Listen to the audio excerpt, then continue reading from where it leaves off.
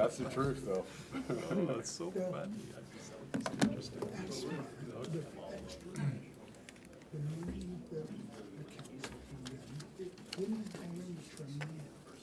I don't know what you guys' clock show, but I know it's time. Yeah, we're good. It's 5:30. 5:31. So about that. Dave. Morgan, are you ready? Let's go get started.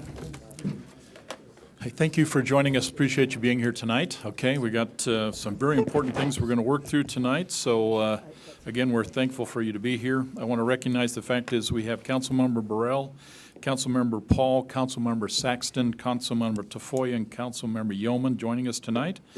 So we have a full group. We've asked Councilmember Yeoman if she would go ahead and lead us in a moment of silence and the Pledge of Allegiance. Thank you. Please join me for a moment of silence.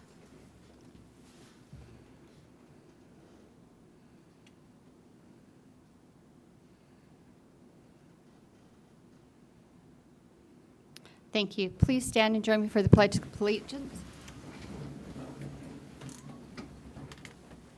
I pledge allegiance to the flag of the United States of America and to the republic for which it stands, one nation, under God, indivisible, with liberty and justice for all. Thank you.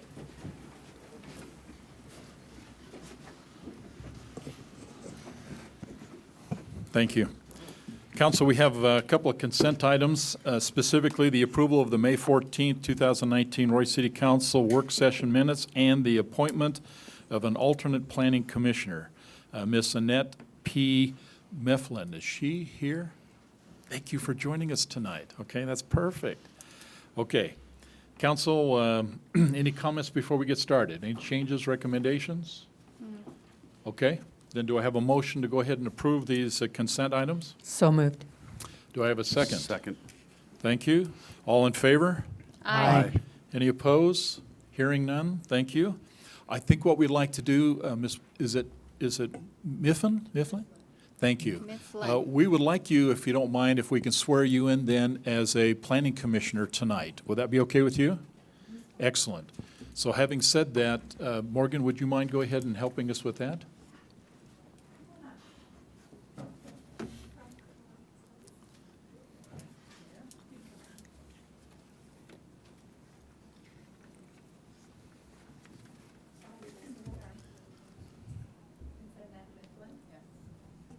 So just repeat after me. I state your name. Do solemnly swear or affirm. That I will support, obey, and defend. The Constitution of the United States. And the Constitution of the State of Utah. And that I will discharge the duties. Of my office with fidelity.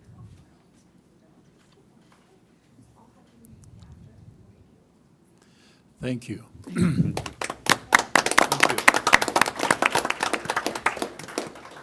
Appreciate, Annette, you joining us in this important assignment. Thank you. Okay, we do have some action items we want to work through. So if we can, we're going to go into a public hearing. I request we go into a public hearing to discuss then the enterprise fund transfer and then discussion on resolution 1912. So council, do I have a motion to go into public hearing? So moved. Do I have a second? Second. All in favor? Aye. Any opposed? Thank you. Camille, if you'd like to lead us off on Resolution 1912. Thank you. Great. Mayor and Council, thank you for having us tonight.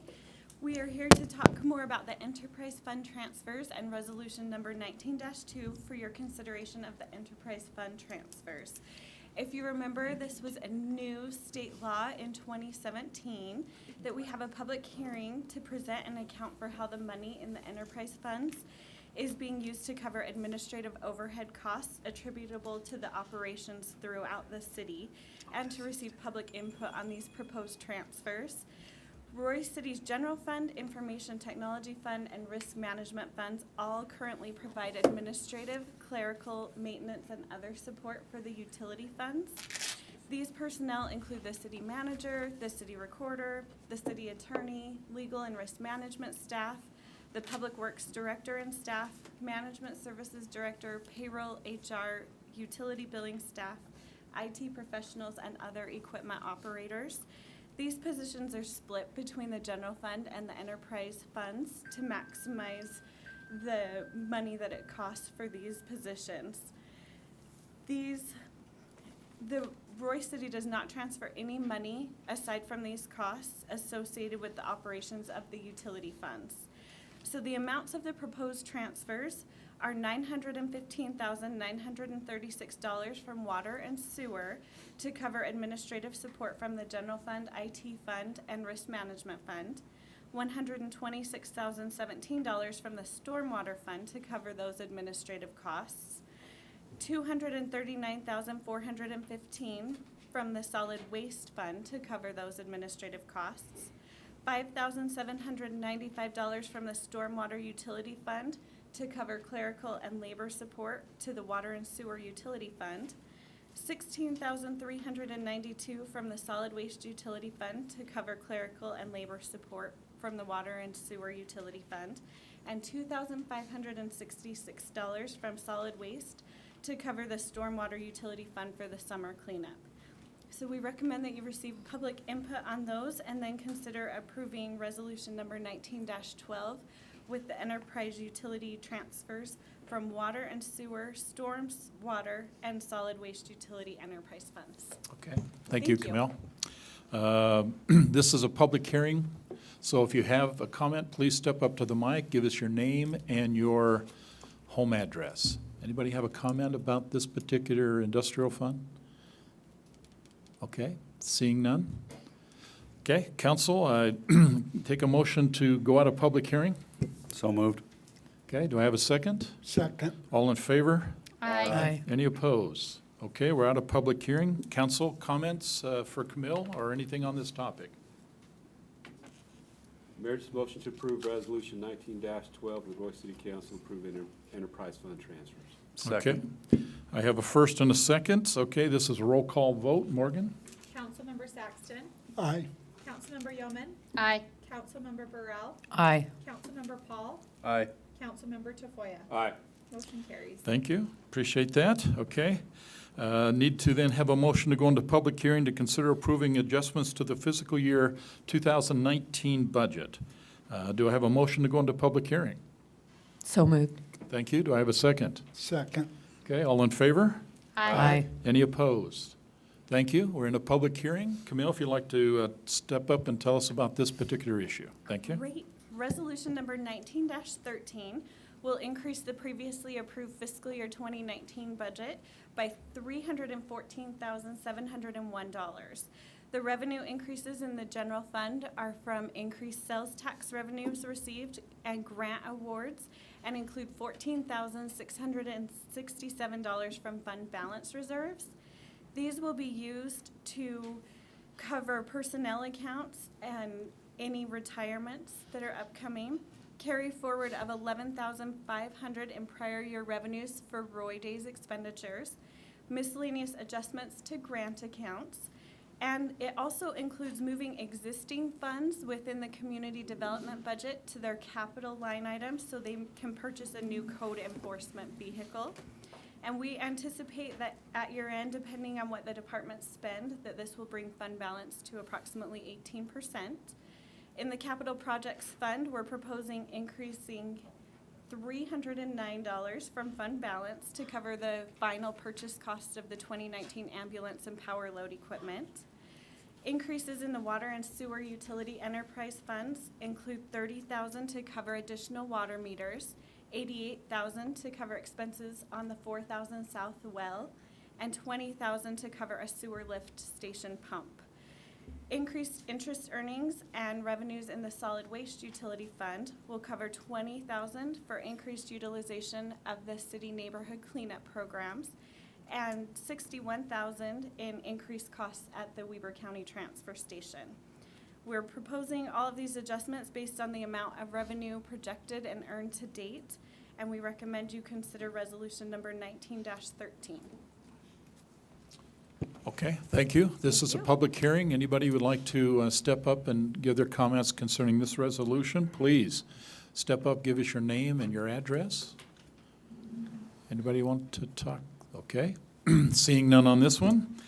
Council, do I have a motion then to close the public hearing? Make a motion to go out of public hearing. Thank you. Do I have a second? Second that motion. Thank you. All in favor? Aye. Any opposed? Hearing none, we're out of the public hearing. Council, comments, questions, anything for Camille or staff? Appreciate your work on it. No, I was going to say, Yeah, just thank you. as far as everything that she talked about, we did go into this budget, being, Joint work session. yeah. Okay. Any other comments? Okay, then, do I have a motion then to approve Resolution 19-13, approving the adjustments to the fiscal year 2019 budget? So moved. Thank you. Do I have a second? Second. Okay, I need this as a roll call vote. Morgan? Councilmember Yeoman, Aye. Councilmember Tafoya, Aye. Councilmember Burrell, Aye. Councilmember Saxton, Aye. Councilmember Paul. Aye. Motion carries. Perfect. Thank you.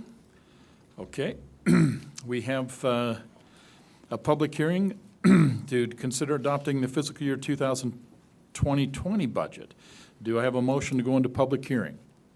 So moved. Thank you. Do I have a second? Second. Thank you. All in favor? Aye. Any opposed? Hearing none, we'll go into public hearing.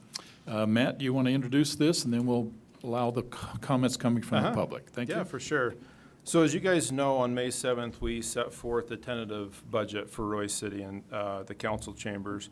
About a week later, we had a work session to go into a little bit more detail. And during that work session, it was proposed in the budget to do a 3.07, an average merit for all city employees for the council.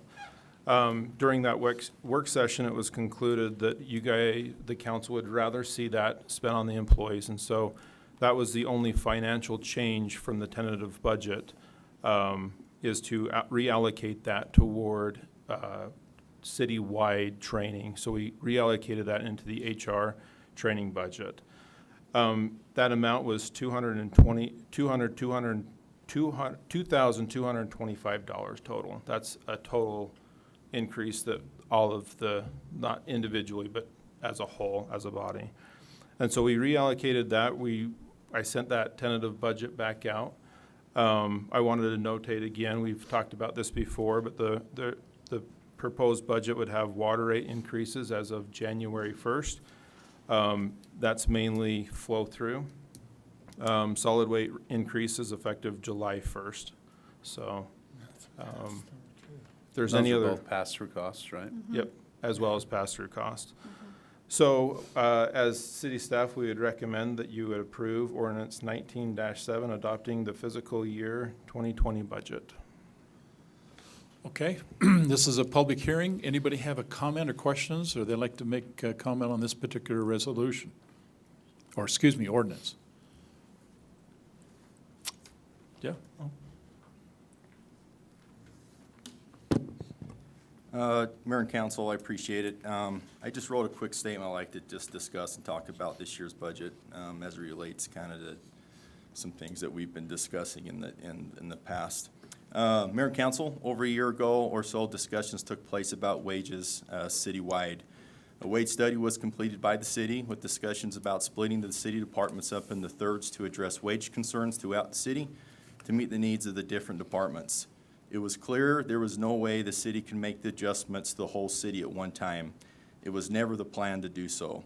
During these discussions, and because of the bleeding occurring in the fire department with high turnover, which has continued with growing wage issues, the fire department actively started to inform the city and council about the effects this was having on the fire department and the service as a whole. Since that time, we've had multiple conversations as a group, some individually, about the retention issues and problems and concerns associated with some wage issues. The reason firefighters have been leaving Roy Fire Department for other departments is for higher pay, and not because they're not happy with the city or the fire department, but on the contrary, they actually love this city, the department, the people. Everyone told me they wish they could stay if they could, if the city would take steps to try to adjust wages the best that they could within their power. Many were very emotional about this process. They left taking their training and experience, which we provide to other communities that they went to. This has stressed our department staff with training many new firefighters at one time. Lacking experience can affect the caliber of service we provide to our community, and create safety concerns due to the lack of experience to our firefighters and paramedics working together in stressful situations. This year's budget emphasis was put on training citywide. This emphasis on training should absolutely be a priority for this city. Public safety in itself is built on the concept of training and being prepared and ready at all times. The problem is training and experience goes away when the investment goes away. Employees are our biggest asset and our biggest investment. I speak for public safety only that it's very difficult to play catch-up, and it takes a tremendous amount of time and energy and potentially more money in the end to do so. It literally takes years of training and running calls to get comfortable enough with the job to make split-second decisions that affect human life and their outcomes. What good is the investment in training if they leave? Specifically in the fire department, that makes us a training ground. In reality, we've just prepared them to be better skilled and experienced wherever they go. We invest in employees so they'll be happy, so they can meet the customer's expectations and provide the best possible outcomes for our patients and customers. The fire service right now is in a place our PD was a few years ago, and as you know, needs some help. If not, the path will continue, and the experience of our employees serving Royce City will continue to be impacted. The service we provide is directly related to the firefighters themselves and the quality of service, the quality of experience we have within our ranks. The goal is to try to reduce turnover, increase retention, and keep the experience and training in Royce City to meet the public safety needs effectively and efficiently while keeping our firefighters safe. The public calling 911 in the time of crisis on their worst possible day does not have the time to be concerned with the experience they get, nor should they be. But in the end, it affects them and the quality of service they get from us in return. We strive to be the best at what we do. I've compared us with Northview Fire District, South Ogden, Weber Fire, Layton, Clearfield, Davis County, Kaysville, Brigham City, Clinton, Syracuse, and South Davis Metro. All these departments are Weber and Davis County fire departments. On average, through the firefighter, engineer, paramedic rank, we're 6% lower, and in the captain's rank, we're 9% lower than all departments I just listed above through the pay ranges. We do get a little bit more even towards the back end, but on average, we're still low. These numbers are significant, and many of these cities' districts are doing adjustments this budget to help stay competitive and to keep their firefighters. To be fair, some of the firefighters that have left have returned, not because of money, but because they love this city, what it has to offer, and the relationships they have. We've created an atmosphere where people enjoy and really want to be a part of. That's important because studies show that 88% of employees stay with employers who first, financially have financially competitive wages, second, have benefits that are enticing, and third, have flexibility, provide training, and focus on leadership and employee development. Without those key things, employees struggle to stay. Many of these things mentioned we do a very good job of citywide, and the impact shows in the work all of our employees do, just not the fire department. These statements are not my opinion, though. The source comes from Mary Kelly, who has a PhD that specializes in business growth and is a certified and is retired commander of the U.S. Navy. She recently spoke at a Utah State Fire Chiefs Leadership Seminar on this issue, and these were her most important takeaway points on what should be focused on as public safety as it relates to retention and recruitment within the fire service today. I'm asking for the council's consideration and amendment to the budget to include a pay scale adjustment of 2% through the firefighter, engineer, paramedic, and captain pay ranges. The total amount for this adjustment, like discussed in earlier meetings, would be approximately $50,000. This is an average increase of about 43 cents an hour, with an average starting salary increase of $895 per year at step 1, and an average salary increase of $1,342 a year at step 12, with the goal of reducing turnover, keeping it manageable, and keeping our much-needed experience and training here to meet the needs of our community. This 2% adjustment will not fix our problem 100%. 100% retention would be unrealistic, but 88 to 90% retention is about normal and expected in today's workforce. We must adapt to the situation and put Royce City in a position to try to retain as many of our experienced firefighters as possible. This adjustment would demonstrate we're at least doing what we can as a city to demonstrate this public safety issue and keep them here. We should be financially competitive enough to retain and recruit good firefighters, and currently we're not. In closing, we as a department are very sensitive to the challenges of the city and challenges of the other city department staff and other departments face. And this request does not come lightly, but out of necessity to address an issue affecting retention and recruitment within your fire department. That's all I have. Thank you.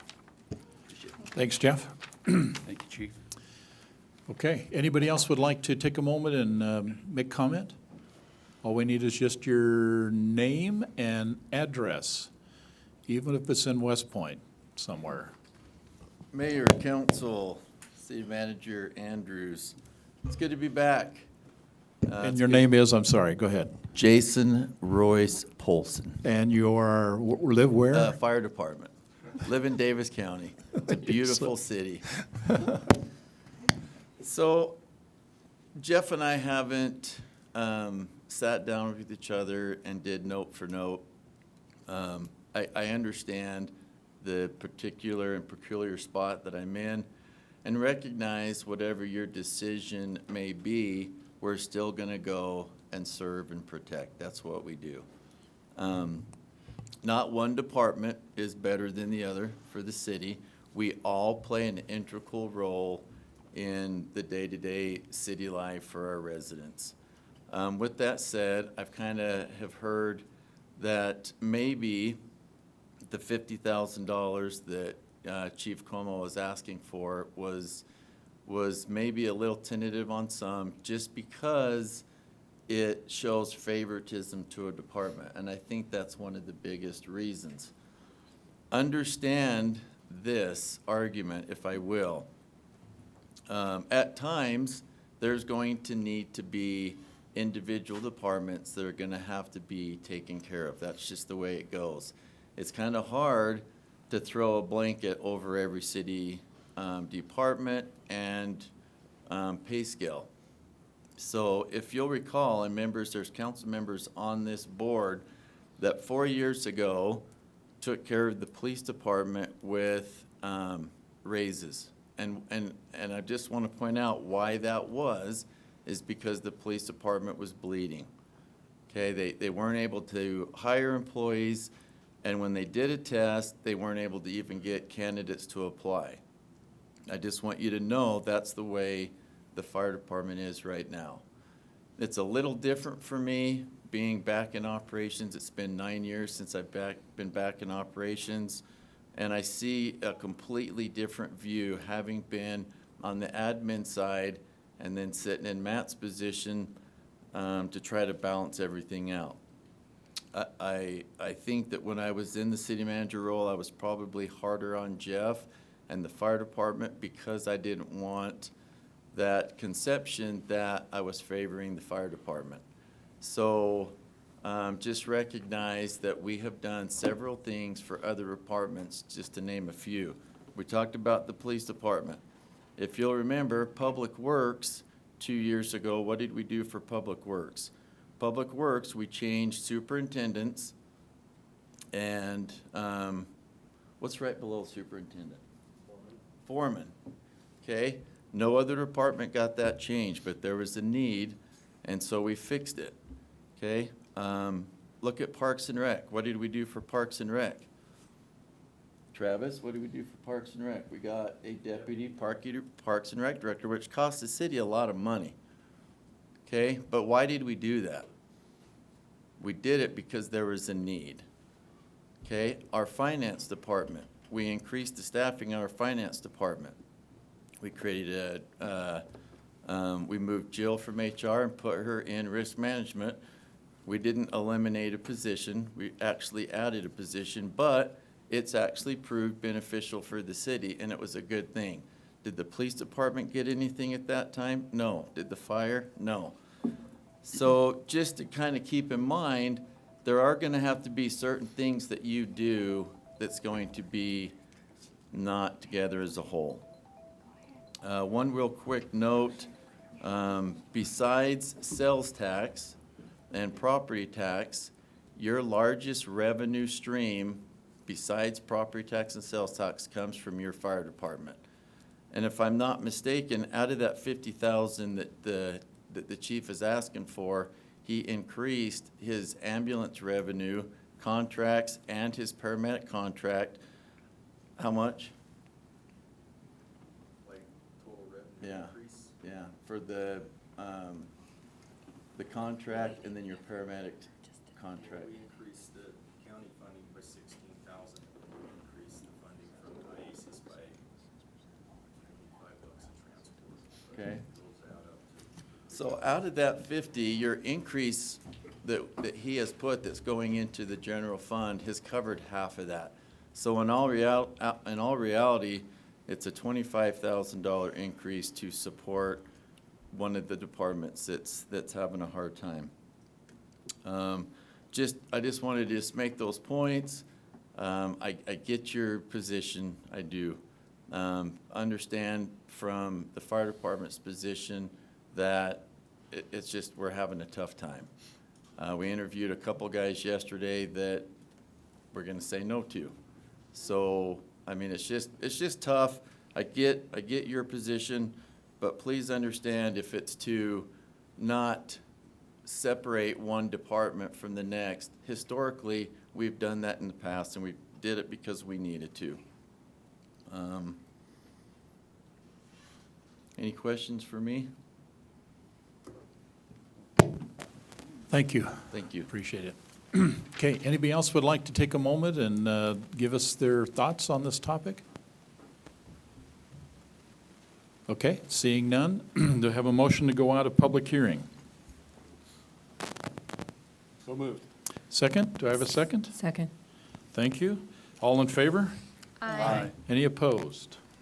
Okay, council, comments, questions, thoughts? Mayor, let's address the one topic that's been brought up, okay? I mean, we met as a council and department head directors to say, this is the decision we can live with and go forward with on how we're going to address any pay issues with any department. So we agreed, we did the pay scale for employees across the board. We decided this year will be a third, next year will be a third, following year will be a third. The decision was decided that if there was a deficiency in pay through a wage study, if we could address it and take care of it, we would. Now, Jeff just named off a lot of comparable cities. Nothing was outside of this scope. Nothing was Salt Lake City, nothing was Ogden City. Same comparable size, same comparable things, and across the board, we are 6% below. And as we know and we agree, this is his year to do this. Next year, he doesn't get a chance. The year after that, he doesn't get a chance because that's the way we set this up. We split it up in threes, in departments. So he knows this and he's pushing for it. And he's done what we asked, for every department that says, hey, if you have a wage deficiency through a pay scale survey, we see if we could address that. So I'm not off base on any of this. I think that's the direction we gave. That's the direction he's followed. He's come back with stats that show we are 6% below the average market. And he's only asking for 2%. And we all know we love these people. We know that they deserve the best, the most that we could give them, and sometimes we just can't do that. $50,000 at 2%, to me, isn't that much money. Now, the next question is, where do we come up with this money? Okay? Kind of hit up Matt with this. Matt explained to me there might be an extra $10,000 because we were a little low on Property tax. property tax growth. So got a little bit more growth, so we make up 10,000 of that. So that leaves us $40,000. We can't take that from, If we took that out of the fund balance, what would it do to the fund balance? that's the fund balance, it's to take 40, go ahead and answer that, Matt. Because we tried to stay $40,000 of the around. fund balance is pretty immaterial, to tell you. You know, what came out of the work session is it's not funding this year, it's funding next year, it's funding. It's the ongoing. It's the ongoing, it's not, Ongoing. the $50,000 this year we can come up with. And if directed, we can.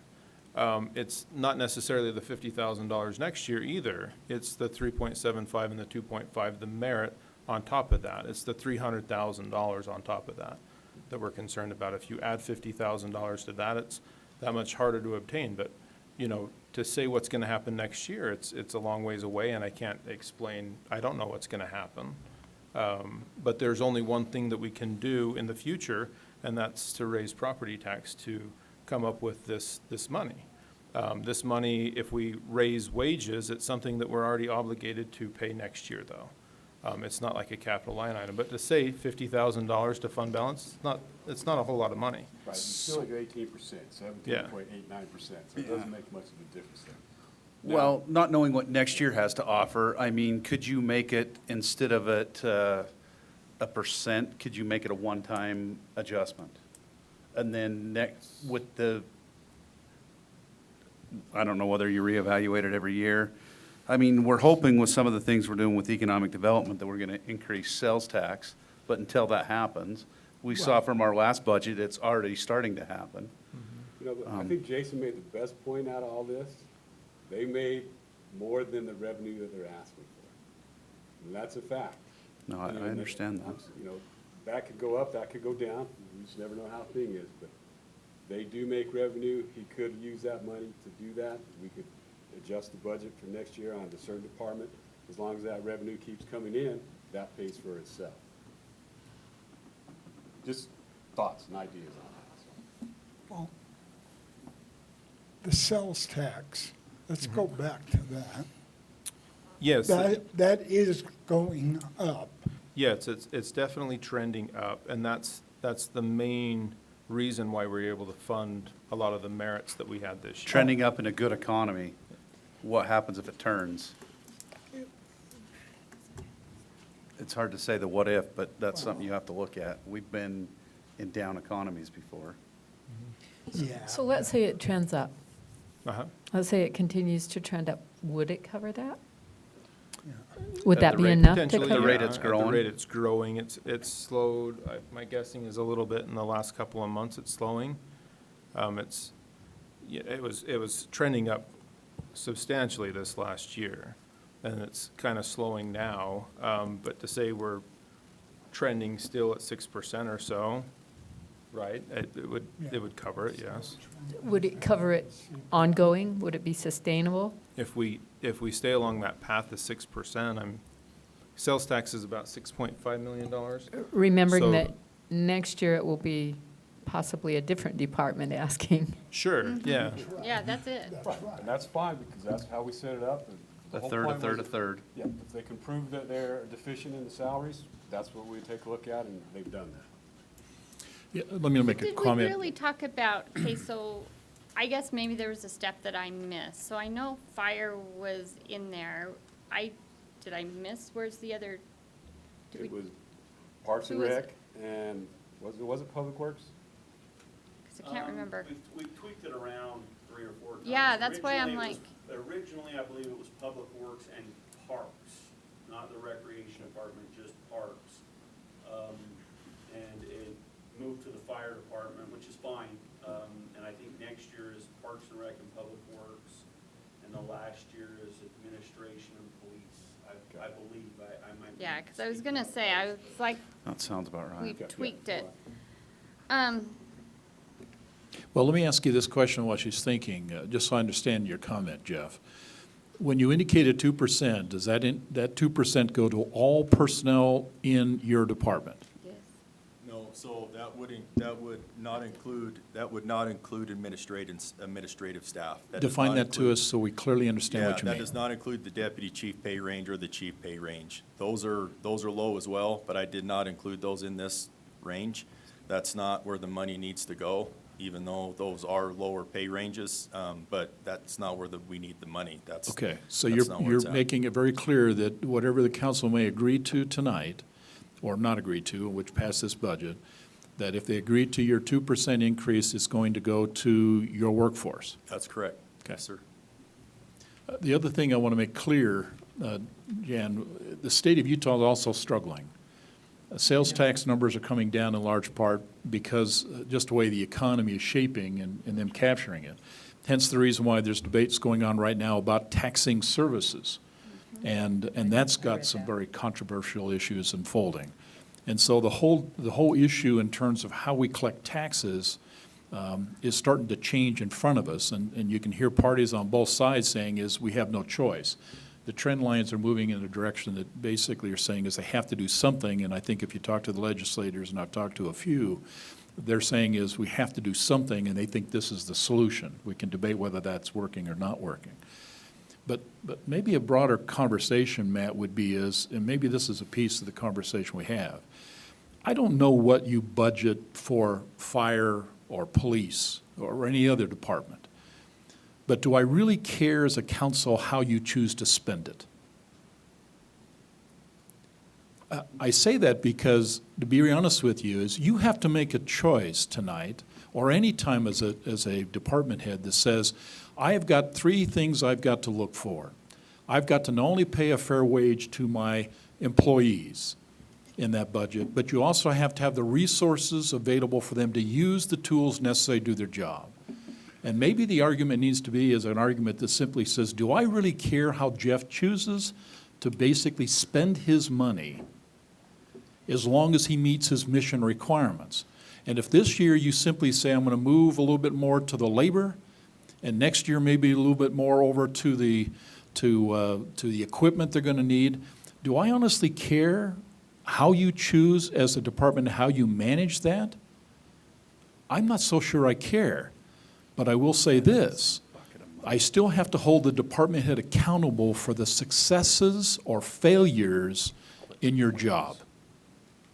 So if you make a wise choice and come to this council and simply says, give me the latitude to allow me to manage my budget as I see fit, knowing perfectly well I will balance both the services that need to be provided to your fire department and the labor it's going to cost us to keep them there, then maybe the question is, I just put that whole burden right on your shoulders and you figure this thing out.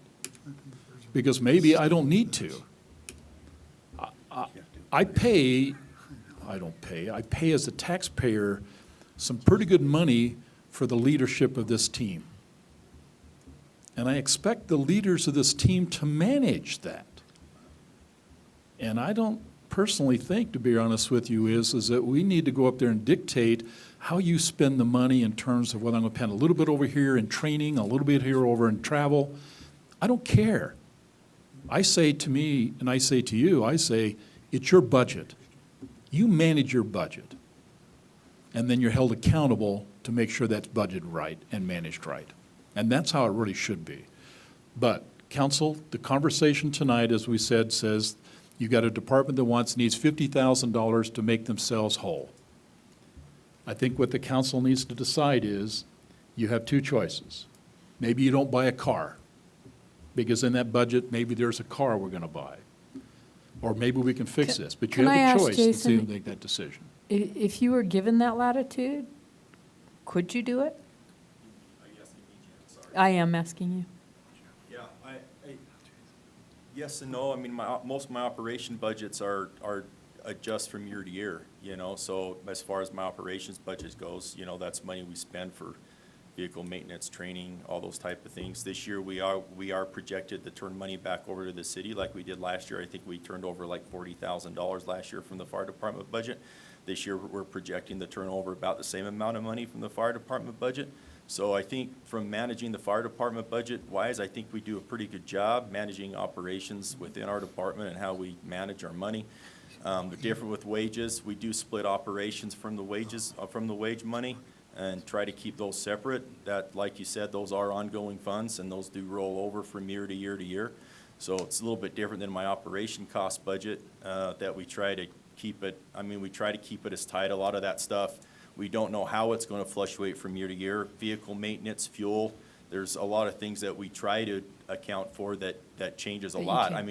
I could spend $100,000 on vehicle maintenance one year, or I could spend $10,000 on vehicle maintenance. It just depends on what breaks and what doesn't. So I could either come to you, different budgets and request different budget years and request $100,000 because I've broken a ladder and that's what it costs to fix it, or $50,000 to help offset the cost of my weight. I don't know. I don't have the answers. It fluctuates. But as far as managing the budget, I feel my staff, my admin staff, my captains, they do a very good job of trying to manage the money that we have to deal with. And I think we do a really good job with that. We turn money back to the city as often as we can and spend as well as we can. So but as far as managing the budget, you're exactly correct, Mayor. That's why you have department heads, is to manage our budgets, and that's what we do, and that's what we try to do the best we can. And some of that stuff we can foresee, and some stuff we can't, so. Are you just given the depends. flexibility with staffing that you would need within that budget?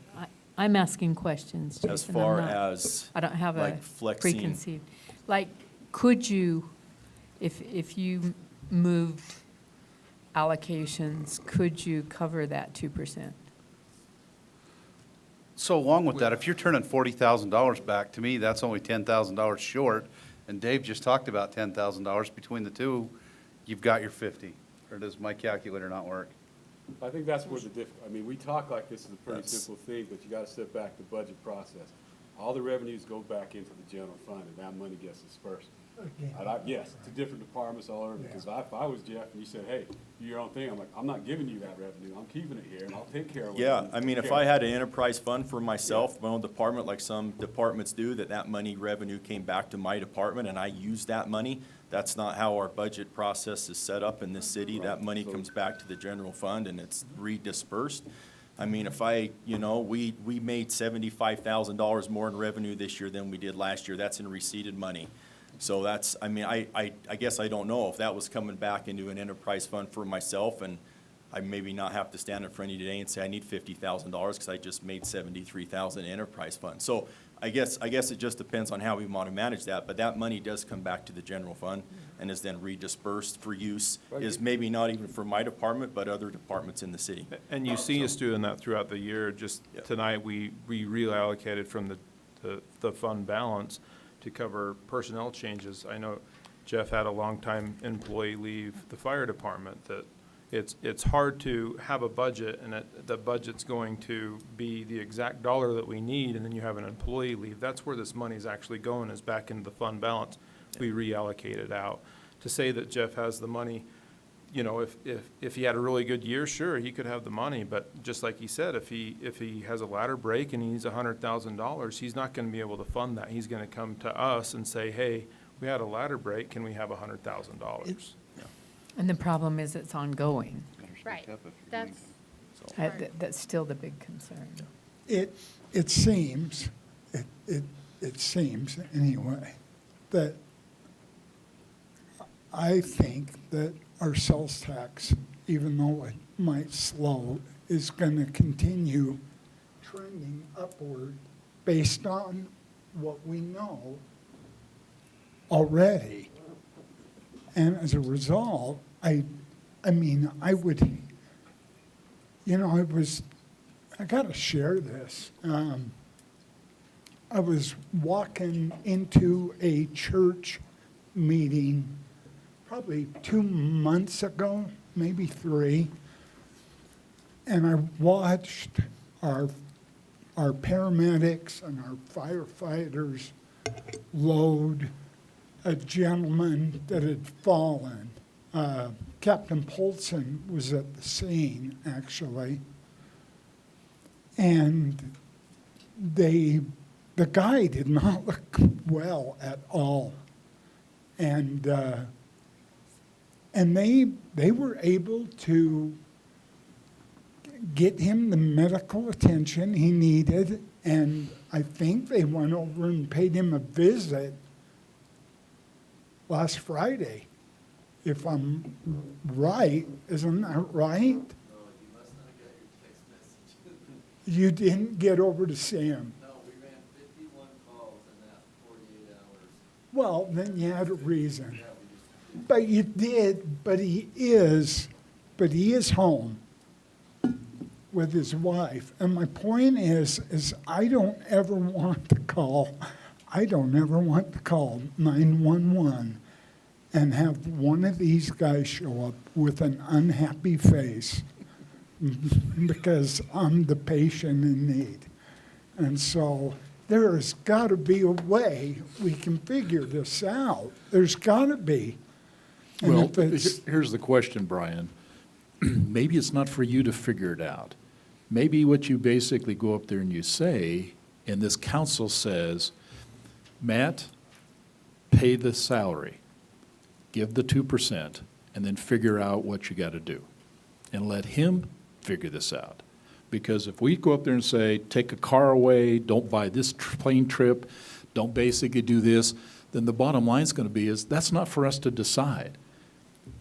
If Jeff's compelling point is that we in fact need to do this to keep his organization viable, then simply let the direction be that this council says, pay the 2%, you figure out where you come up with the $50,000 to make it work.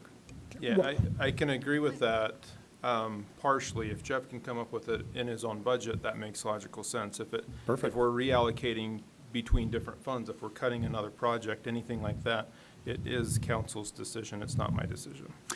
But the law says, correct me if I'm wrong, Matt, you know better than anybody, when it comes to executing, you can pull from any department as the city manager to basically pay the bills. Only within the department. I cannot transfer interdepartment Without our- without the I consent. think I of read council. in the law something different.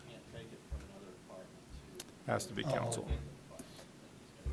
You can do interdepartment, but it requires council approval to. Yes, managerial is Then- interdepartment. And it requires council approval to Then- take from the fund Then balance. doesn't it? come back with amendments sometime over the next few weeks, and we'll adjust the budget accordingly, if that's the decision. I mean, the reality is, we're not gonna fix this for him. The reality is that this council basically says, go ahead and give Jeff the 2% to be able to keep his organization viable, then simply make that choice, or simply don't make the choice. But if you do make the choice, then it's not us to fix, it just simply says, make the adjustments wherever you have to, and then come back if you have to the council for an amendment. Call it a day. Well, then, that seems, Because I can't go up there and tell Jeff to say, Jeff, don't buy that truck, or don't get that pump. I don't have a clue, that's not my job, I don't have a clue to do that, neither do you.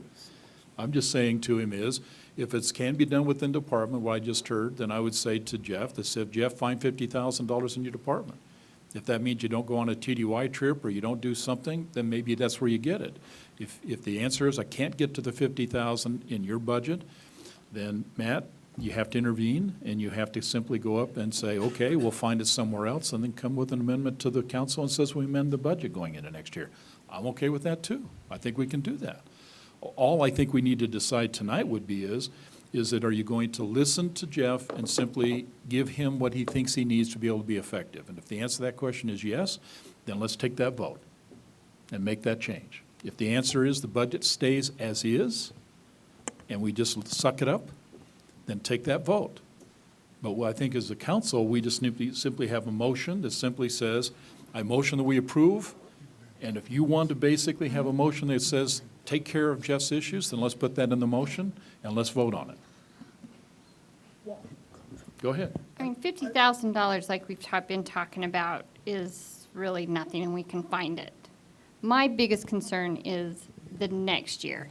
Because Sustainment. yes, sustainment. And it's also more ongoing salaries for other departments. And we may have to look at something else at that time. I don't think we can project And all the way down the road. And I agree with that. And I don't know, I just see that, I know, reading articles and everything, every agency is suffering from this. And every agency is raising their taxes or raising the salaries, and I don't know, I just feel like where's the limit to this that's gonna happen? Is this a fix-all? We raise this 2%, okay, well, then another city raises theirs, you know, and they're raising their taxes and they're doing this, and we're still behind the 8 ball. But I think So- as was clearly stated, we would do it on a 3-year rotation. So this is a one-time ask for 3 years at least, is that correct? Yeah, that's what we decided on. That's what we said. Yep, yep. And if this is our most pressing need right now, then I think we have to look at our most pressing need and what we'll do next year to meet our next most pressing I mean, need. a lot of you talked about what happens in future years. We can't predict that, but to be fiscally responsible and be good, truth in taxation needs to happen. It needs to happen, maybe not every year, every other year, every third years, but it has to happen. That's just good business process. That's where municipalities get in trouble when they put things off. And you can't do that. There's nothing wrong with looking at it and say, hey, yeah, we can do it, yeah, we can. but you must be responsible and say it's our duty to make sure we are meeting those needs, and that's what the future is about. Well, if the precedent's been set where we've helped out other departments and we made a 3-year agreement, I think we then- committed to that. Yeah, I mean, the mayor makes a good statement about trying to find it, but give it up to staff. Just to take the 50 out of reserve fund balance, good to go, done. Exactly. As simple as that. We don't have to do much more than that. Add the 10,000 from the increased tax, make up the difference from the. Make up. Well, and if we're telling him to do it, when he comes back with an amendment and saying, I've got to move money around, We'll make that we're going to amendment approve now. it because we already Yeah. told him to spend the Right. money. So that's fine. Well, I would suggest that just fixing it now, Right. though, So it and doesn't not have to having come to back. do an amendment. So If you we guys don't wanted have to do to it, we come can we can cut something, or we can take it out of fund balance. I think it's that That's simple. Yes. Then let's do Well, not that. knowing what we can cut, Let's- that's a tough decision to make tonight. Sure, no, I That's why agree the with fund that, yeah. balance is a basic, it's an easy, it's not, it's always, I'm gonna say It's easy, the but it's money's just- there. the choice is there, good to make it from. Yeah, the secret to this is really has to be is that this budget has to be approved by law within a few days. And we don't need to reconvene this council to do a change in this. If the answer, Matt, is what you need, is a decision, do the amendment here, and then the council makes that decision, then let's just do that and then just be done with it. Correct. And if there's If you guys want to make that decision, yes, it would be wise just to make the decision and then finalize it and not say, okay, we're going to do something and we're going to fix it later, because that's. Well, and I'm okay with that, but I think as a group, and we pretty much are committed to what's the long-term solution to all this. We all know and don't want property tax increase. As we get more businesses in, things we've talked about, some of it'll take care of itself. And it's not just that. I mean, we've got aging infrastructure, we've got, we've got a lot of liabilities we've got to work on. But if we can start whittling through them now, a little bit at a time, we'll get there. Okay, Things are turning around, looking better. so here's the question, council. Do I have a motion? Mayor, I make the motion to approve ordinance number 19-7, adopting the fiscal year 2020 budget with the amendment to approve 2%. I'm calling it a COLA. It cost would of be a living, COLA, yeah. A 2% COLA to the fire department to come out of reserve fund balance, the majority of it, and up to whatever we get from sales tax to adjust for that. Okay, Seconded. and we have a motion and a second. Okay, this is a roll call vote. Let me just make sure, does everybody clearly understand? Did we get enough in that statement that we can work with that? Okay, so Morgan, roll call vote? Councilmember Paul, Aye. Councilmember Saxton, Aye. Councilmember Tafoya, Aye. Councilmember Yeoman, Aye. Councilmember Burrell. Aye. Okay, Jeff, you got what you need, okay? Go do great things, okay? Thank you for your efforts. Thanks for bringing it before us. Okay. Council, we got an interesting one we're going to take up. This is not going to have a public hearing, so we're going to ask Andy if you go to introduce this idea about ordinance 19.8. Yeah, this was really quick, but there was a change in, the state legislature just recently changed how they define a gambling device. So we just want to make sure that here, as long as they're in compliance with that, we needed to update our code to change our definition on that. So that's all that is. Really simple. So, So let's talk about it, because we had one or two Explain that a businesses that little. had a slot machine. You're gonna have a real hard time talking to me about it because I assigned this to Brody. Okay. So I can't really tell you too much about it, but we made it consistent with state law. All right. Yeah, So that those are not, So the slot machines aren't allowed in. they're not allowed. Yeah. by Right. state law. So we Right. just, state law was a little tighter on There it. goes that revenue. Go ahead, Matt. It's that we won't license We them. have to be Yes, compliant with currently state in law. our code, it allows us to license those types of machines. Yeah. We're taking that out of the code. In essence, if they were legal, we could require them to license them, and the reality is they're not legal in this state, so we're going to correct that, and it's a great catch. Okay, we find these every once in a while, so, council comments? Any questions about this? Okay, Motion to approve ordinance number 19-8. Second. okay, I get a first and a second. This is a roll call vote. Morgan? Councilmember Burrell, aye. Councilmember Tafoya, Aye. Councilmember Yeoman, Aye. Councilmember Paul, Aye. Thank you. You're He was thinking not about gonna revenue. do that one? Do I really want that slot machine gone? Yeah, he's ready to. Sorry, I Yeah. had an epiphany on my brain at the Okay. moment. Thank you. That was a good one. Brandon, we're going to ask you if you don't mind stepping up and talk to us about Resolution 1914. All right, I'm here to talk to you about Resolution 1914, approve a job description for laborer at Public Works Department. So right now, we have 3 different seasonal positions in Public Works. We have a stormwater, a water, and a streets seasonal position, and we'd just like to consolidate it into one. Because down at Public Works, we use them throughout Public Works, so it just clean it up and simplify it a little bit.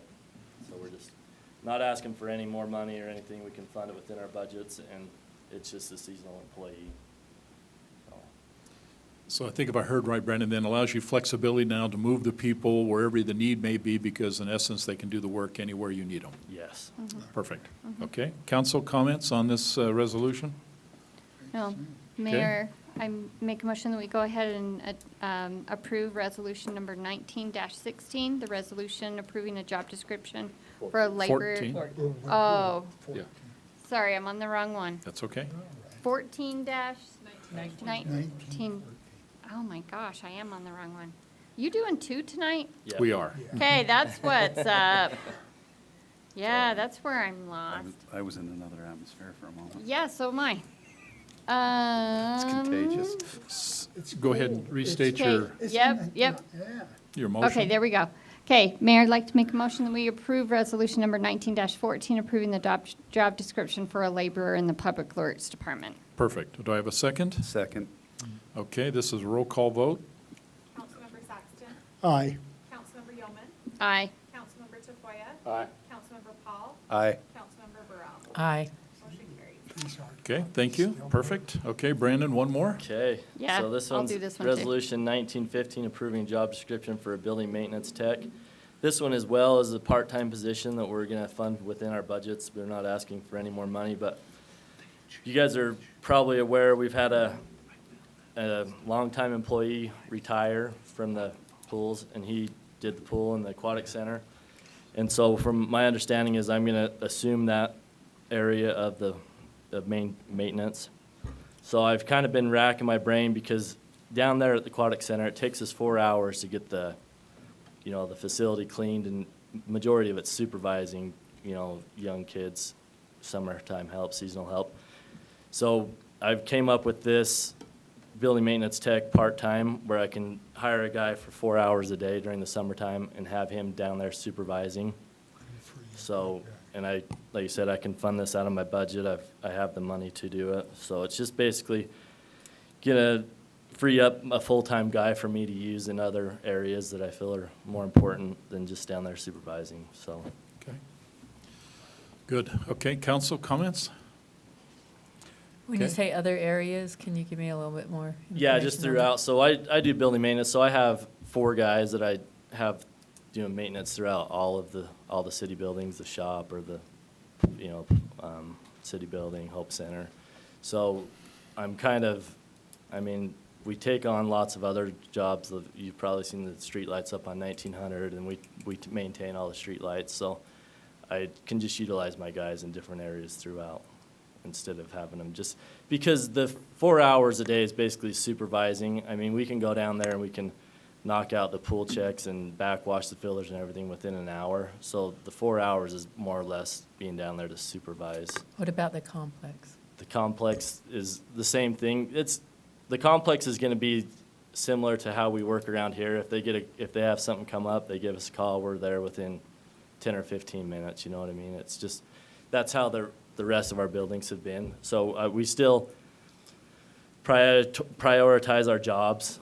So depending on what we feel is most important, then we take care of it. But the complex is not gonna lack in any maintenance areas over there. Okay, other comments? Mayor, I make a motion, we approve Resolution 19-15, a job description for building maintenance tech. Okay, do I have a second? Second. Okay, this is a roll call vote. Morgan? Councilmember Tafoya. Aye. Councilmember Paul. Aye. Councilmember Saxton. Aye. Councilmember Burrell. Aye. Councilmember Yeoman. Aye. Motion carries. Okay, thank you, Brandon, appreciate it. Perfect. Council, we're going to table consideration resolution 1916 approving the interlocal agreement, interlocal cooperation agreement with MIDA to provide certain municipality services to Falcon Hill project area. We're still waiting for some insight, some information from the MIDA board. We were anticipating that over the these last couple of days. It didn't come in. And we were hoping they would pass theirs today. They canceled their meeting this morning. I wasn't able to attend it because they canceled it, and so we figured we need to hold off and have them finish refining some of the information. Is that a fair statement, Matt?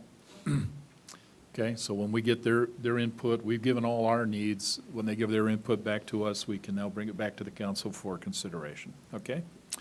So we'll table that. Do I need a vote, Andy, to table that? Okay, thank you. Okay, now we're into public comment period. This is an opportunity for you to step up. If you like, just give us your name, your address, talk on any topic, any issue you'd like to share with us tonight. Okay? Anything you'd like to share?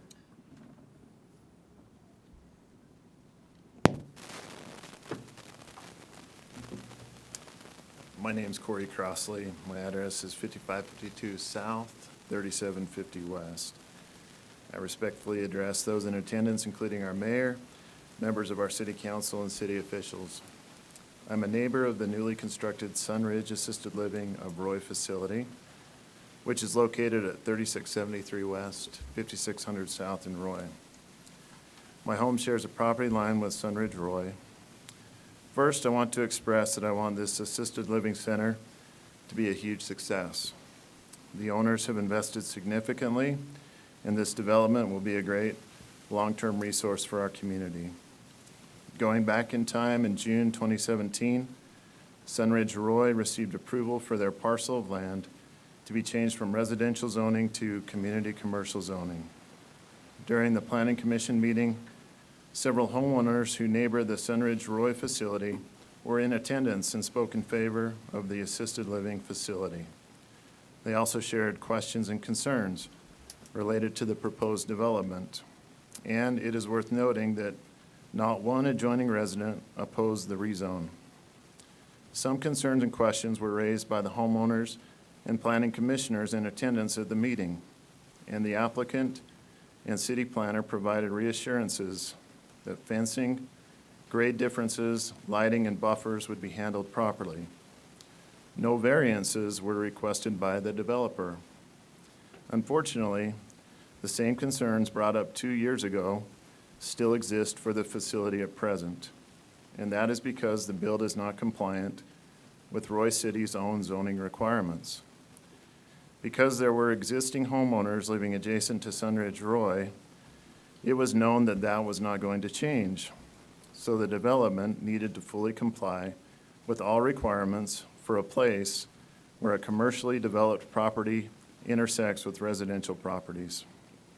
Fortunately, there were requirements anticipated in Roy City's own municipal code for situations just like this, and they are found in 10-10-31 of the municipal code titled Required Compatibility Transitioning Between Residential and Non-Residential Districts. Unfortunately, what is mandated by required compatibility transitioning has not been adhered to, and residential property rights have been bullied away by Roy City and this development because a non-compliant site plan was submitted and approved. I have numerous concerns and won't be able to enumerate each of them, but I'd like to highlight a couple of violations. For example, the municipal code requires 6-foot-high barrier walls, not a short 4-foot-high vinyl fence on top of a retaining wall like the one that sits at my shared property line with Sunridge Roy. It provides no privacy from their facility to our backyard and bedroom windows. Speaking of backyard challenges, the Sunridge Roy dumpster sits about 4 feet off of the property line, which is approximately 16 feet closer than required by municipal code.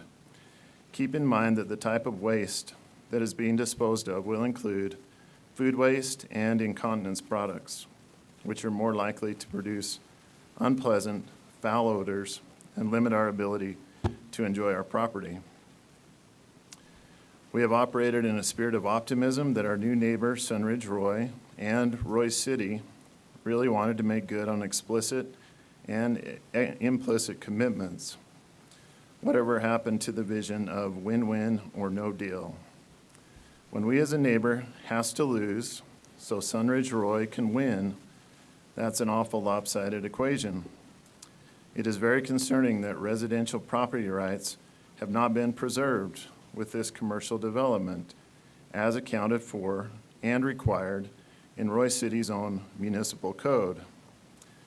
Again, I want to be very clear that I want this development to be very successful, but not at the expense of the property rights that residents are legally entitled to. In short, I want Sunridge Roy to have all the property rights it is entitled to. And I also want to have all of the property rights we as adjoining residents are entitled to. I am requesting that there be an expeditious review of this situation and that a plan from Roy City government be enacted immediately to ensure that there are remedies for each of the current major violations of the Roy City Municipal Code and restore all residential property rights that have been claimed by this development. Thank you. Thank you, Corey. Okay, anybody else would like to come up and public comment, make comments? Do you mind if I speak for a little bit? Please. Finally, nice to see you. We've been communicating via email for a little bit. I asked to meet with Mr. Crossley on Thursday, I believe Thursday, right? 7 o'clock. We did have a meeting with the assisted living facility on Monday. They've been out of town for a little bit. But I wanted to do this kind of in person because I think it means a little bit more than just via email. To kind of hit on some of the topics, the 4-foot fence is going to go away and they're going to put a 6-foot fence up. The lighting is going to be shadowed. They're going to put something on there to prohibit going over the fence. So it's going to be zero candlelight at the fence line. Some of the cameras, I don't know if you mentioned some of the camera issues. I personally seen where the cameras are shooting. They're shooting right at the doorways. If you were to go underneath the cameras, you can see that it's shooting at the doorway, but I have snippets to show residents if they're concerned that they're in the backyard. They're basically black balls that you can't really see the camera until you're up there in the right light. There's a generator across from the Crossley's property on the other side of the assisted living facility. Another resident brought to the attention to, because of the noise of that they're going to put a fence around that as well. Some of the additional issues was in regards to some of the drainage. A lot of the drainage around the entire facility is really good. However, by Mr. Crossley's property and Braden Standard's property, there was not proper drainage there, as well as on the other side, it would be the west side of the property, there wasn't proper drainage there. The one resident that believed she had drainage, Jamie Larson, going into her backyard, is that one of those that's being addressed, or do we know if that was? The drainage at her property, actually, during the construction, the construction process, SWEEP requires them to plug those drains off. We went down there once they got unplugged, and they work really good. I went down there a couple of times in a couple of rainstorms, actually, and seen it firsthand. So up by where Jamie's house is, I don't believe it would be an issue. That's all been engineered, but where Mr. Crossley lives, and I believe It's Toby Gonzalez is up on the east side, on the south, but closer up to towards the east. That's the property where the drainage is. Yes. So those two properties, they're looking into ways to remedy that. We do have bond against them on the property, and they know and are aware that they need to fix these issues. However, the city doesn't want to tell them how to fix the issue because it's their issue. They need to figure it out before we release that bond. I personally went out there with a couple of our engineers, one Mark Miller, and he stated that. He says, if I tell them how to fix it and it doesn't work, it's kind of my fault. So the assisted living facility is well aware of the issue out there and needs to fix it. Some of the problems that we do have is that we've had one of the wettest springs in a very long time, and it's caused multiple problems for them. And I can see where the residents have a problem with that because of the drainage there. But some of that is due to the wet spring, and during the construction process, they didn't have landscaping, they didn't have the drain in place, they didn't have any of those things in place. How about the dumpsters? Yeah. And so, as far as the dumpster, he is absolutely correct. It's about 4 feet from property line. The biggest problem that we have with the dumpster is that there's literally nowhere we can find to put that dumpster. Because if you were to put it in the back, you can't have a truck come in. So it is out of ordinance. It's in violation of the ordinance, but we don't know how to fix that. We don't know how to remedy that. If we were to put it in front of the facility, you're gonna take up parking spots, which is gonna be probably another ordinance violation because they don't have the proper parking. And so they indicated that they don't have problems, and now I know that's hard for Mr. Crossley to swallow because I can see having that in my backyard, it would cause concern too. So But my that's question the- is, you talk about moving it out front and being in violation of ordinance for lack of parking. What's the lesser of two evils? Is it possible to move it out front and lose a couple of parking spots? I haven't walked through it enough to know, but Is it covered and fenced? It's covered in a masonry fence that I believe is about 6 feet tall. Yeah. Because Yeah, I he- know, again, you guys, the one over on 4800 across from Burger King again, when we put in that professional area, the garbage is located in the back corner that does butt up against some residential property. It is fenced and covered, and we haven't had any issues from that area. It is a professional kind of, is there a way to cover it more, or? Yeah. Yeah, that's- he said, the individual, when I was speaking to him, he says they have multiple facilities, obviously, this is their business. He says when they tie the garbage off, they actually have them in bags, and they always tie them off because they don't want the stench either. So he ties them off, and then they go and discard of that in the garbage. He I guess what I'm says- saying, is there a way to shield it more or cover the dumpster more? He said, and I didn't personally check this, so I'm not absolutely positive, but. like in a box. He stated like in a that box area. it isn't a containment of. Containment, But it's open with or- the And it's lid, open up though. top. I Yeah, know, but but the with more of a dumpster- lid. Because The I've seen dumpster those has ones a where lid. they're enclosed and they reach in, they pull it out, then they dump it and set it back in to where it's Oh, Yeah, almost the top's completely enclosed. okay. I mean, I don't know if that would be acceptable, but looking at something.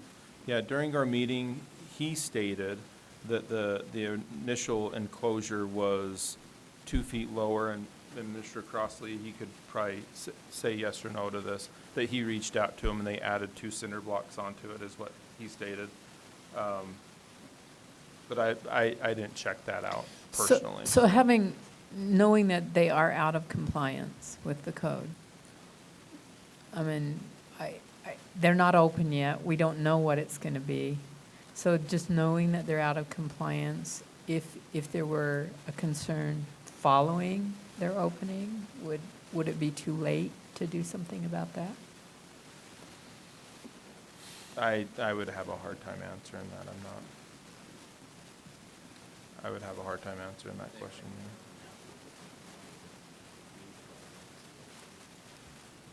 Did you hear that? Mr. Crossley, would you please step back up? It sounds like we resolved a lot of the issues except for the dumpster, which is your main issue. So what would be a good solution for you? I mean, what would you like to see happen? We talked about some ideas, but do you have any of your own?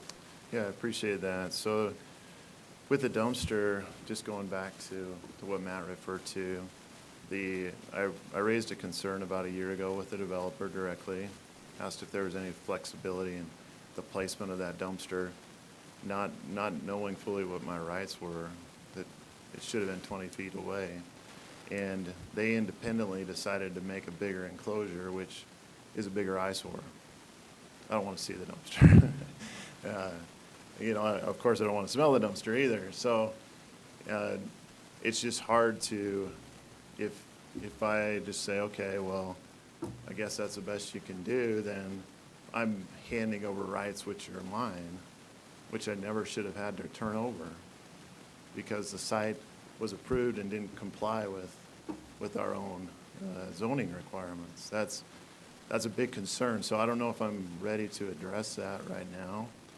Are And you willing to sit down with Matt and staff and them to see if there's an amenable solution? Oh, absolutely. So- Yeah, I've been, I think that's I have scheduled one other for question. I've been So asking for that. It's an eyesore. If they raise the fence to the 6 foot, At does height. that hide it at all?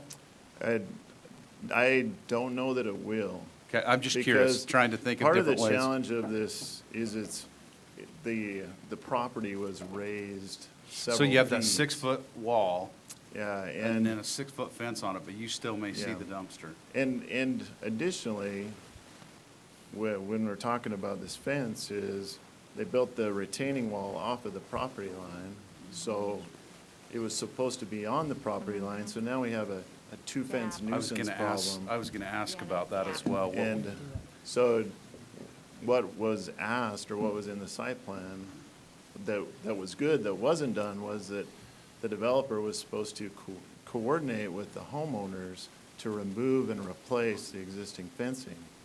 That was not done with any of the adjoining property owners.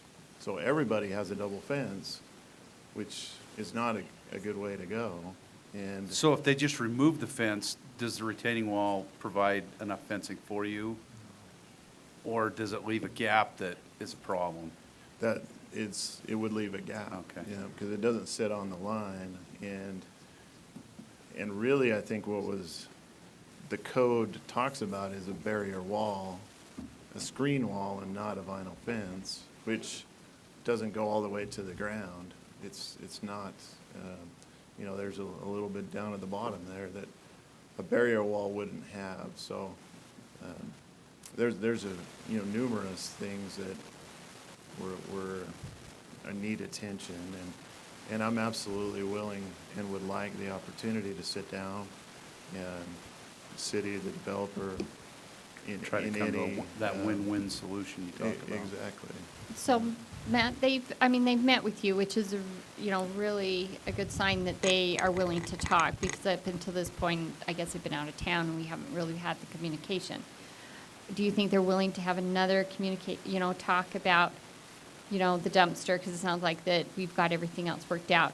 And parking, like, how many stalls is it taking out? I know they would be not in compliance, but what is a projected number of people parking in that facility on an average? Like, would be taking out a couple of parking stalls really hurt them? I mean, I don't know Well, what's we've the already average talked on of other party projects that, cities in general may be over-requiring parking with up-to-date standards. I don't know. I mean, it's worth the look to see the downfall of moving it to the front on any business is, it's there, then you have the next stalls that are occupied by Right vehicles. next to it. The guy comes It to would- pick it up, you can't Yeah. pick it up. Oh, that's true. So it'd have to be like, Somewhere where and they that could is get such, to- it's a triangle, weird shape. It's such an awkward lot. So, yes. Lot. another thought, and I don't know, this might be out of left field, but I was just thinking about it.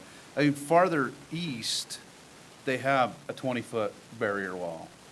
Instead next to of South putting Fork. a 6-foot wall on top of that, what about just putting a big barrier wall that fills up that 2-foot gap and gives them, even more shielding, and maybe that solves the dumpster problem?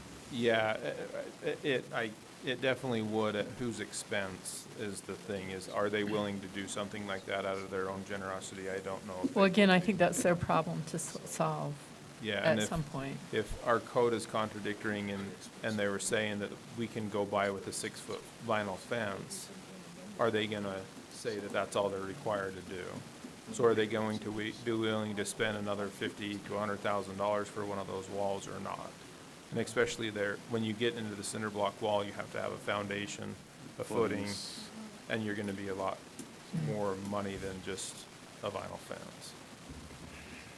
But no, I Solve a lot of get it. problems, Definitely though. would solve the problem. It'd almost solve all of them, Yes. because 20 feet, you're not gonna see a dumpster over 20 feet. It seems like you're gonna have to bring them back to the table. with Yeah, I'm more than willing to reach out to them again and have another meeting. Just, where everything else sounds like it's Well, and been you're remedied. dealing with property owners' rights on Yeah. two sides of it. Correct, yes. That's right.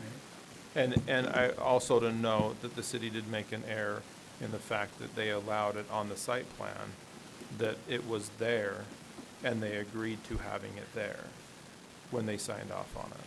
And that's another one of our hiccups. And that was done a pretty long time ago. Right. Okay, council, any other comments? Corey, thank you for the input, okay, obviously. Please stay in Now make touch. sure you are in that meeting, so you have, so we can hear from you, because it affects you the most. And you know what, and any other resident down there. That's right. Yeah. Yeah, We got- I'd like them all to be invited and feel the Correct. way in, so thank you. I think the next comment along that lines, Matt, is making arrangements now with, we got 13 property owners impacted, to see if in fact him and I can actually meet with them, either one-on-one or collectively, kind of get the, where we are, what we got, and then figure out our next step. Is that, I think we got a plan, and then we'll report back to the council on those issues that may have some impact to the Yeah, council. I was gonna mention it in the manager's minutes that I reached out to Mr. Crossley today, and he indicated Thursday at 7 o'clock, I believe, that would be a good time for him. I'm gonna reach out to the 13 residents around there to see if they can schedule something. I've reached out to the ones that have commented to me personally that I'm willing to meet at that time, I'm willing to meet whatever time they want. So if there's other residents listening to this, or if they can't make that meeting, I have an open door that they can come in at any point in time, so. Okay, perfect, man. Thank you. Anybody else would like to make comment? Any topic? Okay, seeing none, we'll go out of public comment period. City manager report? Yes, I just have a couple of things. July 12th, actually, last Friday, we had the movie in the park. We had quite a few people there. July 12th will be our next movie in the park. It's going to be Spider-Man over at Roy West Park. We also have on July 11th, the employee party down at our aquatic center. I'll start about, I think, at 6 o'clock, so come hungry to that. As you guys know, the police and fire department wanted me to mention that they are recruiting. Both of them have an empty spot. You might have seen Chief Marino's mugshot on one of the flyers. So we've been trying to get some Where's your people in. mugshot, Chief Como? Come on. Yeah. So they did an excellent job in that flyer. So hopefully we can get some good candidates out of that. We've already addressed the assisted living facility. Last council meeting, we talked about possibly doing a work session. I've already reached out and asked the planning commission to start looking into these ordinances. If you guys would still want to do a work session, we're more than willing to. They should be looking at it first. If we want to discuss it as well, it's kind of up to you guys, but they are going to be going down that road of looking at the trailers and the fences as well. So if you guys want me to, just provide feedback, so. What that basically means is that with the planning commission beginning the process, we'll take the public input when they advertise it. Planning commission should come back to the council because it's under an ordinance for the council to approve. And with that, you'll have some input from the public as well as their recommendations for the council for a change, just to clean up some of the ordinances where we have some of the problems. And if there's questions or issues right there, a good opportunity. I think to that point, if you still want to call a workshop and go deeper into it, other than what's being recommended, then we can surely take that time to set that meeting up and do that. Otherwise, what the recommendations come back to you, then you can look at it, ask the questions, and then make a decision about whether you approve those recommendations or modify those recommendations as presented. Okay with that? So we'll kind of wait to see that. Is that okay before we call a workshop to see if there's a need? Okay. Okay, perfect. Anything else you Nope, have? that was it. Okay, council, we have at least one discussion to take place, but before we get that, is there anything else the council need to talk before we take up this discussion item? So I received some recommendations from the Business Advisory Board. I will review them and then present them to the council, next council meeting. Okay, so we got some input from the Business Advisory. I just have one thing. I've been getting some feedback from the speed humps that have been placed on 5700. At least everything I'm hearing so far seems to be pretty favorable. I've not heard anybody complaining too much about it, so we made a commitment, Matt, a 60-day window, and then basically bring the residents back together, flush that out, and define whether or not that's going to be a permanent establishment or whether or not we'll make an adjustment. So we'll just let the clock run. We've got another 50 days. Once we get through that 50-day period, let's bring them together. We'll have the conversation and then decide what the future of 5700 and speed bumps will be. Bad word, speed humps, not bumps, okay? There's a difference. Okay. Brian, you asked for a discussion item to talk about at-will employee termination policy, so One other thing before this. please. The North Davis Sewer District will be in on 5600 in the next few weeks, relining or replacing and upgrading the line there, so that construction will be going. Okay. Okay, good. Anything else, council? Brian, you want to have then discussion and open a conversation about the at-will employee now that we got the full council in front? Yeah, if we can. We just briefly discussed this 2 weeks ago. And we thought a full council would be better to put it before. And all I'm looking at is inspiration that I got out of St. George. That in Roy City, if we want to terminate, this body here just needs a majority vote. But most of the cities go with a full consent of the council, which would be a unanimous vote. It gives the at-will employees a lot more protection from any, I don't know, political tornado that might blow through. So when we were discussing it 2 weeks ago, it was put to me that maybe, I didn't have all of my facts. So I made some calls. I talked to Layton City Attorney Gary Crane, so as not to put Andy under any pressure. Went outside of the box and called Gary Crane, who does a lot of work with Utah League cities and towns. And while we talked, he pulled up Roy City's ordinance, and we went through it. And where it lacks is that 3 of us up here could fire an at-will employee. And he referred to that, this was his words, that is like having an executive council within a city council. And that it should be a unanimous vote, so everybody has a chance to hear it. And therefore, it protects people that work here for the city from getting sucked into, like I said, these political vortexes. He recommended if we couldn't go unanimous, he certainly would recommend that we go supermajority and add language to our ordinance that says for just cause. But supermajority would obviously be, in Matt's case, it would be 4 out of 6, because the mayor has a vote. But for everybody else, it'd be 4 out of 5. So, you Well, know, in Matt's case, 4 out of 6, it's already there anyway. Right, That it's is there by the state standard. law. yeah, So the supermajority would be 5 out of 6. 5 out of 6. 5 out of 6, Excuse- yeah. And I just thought this was a way to prevent,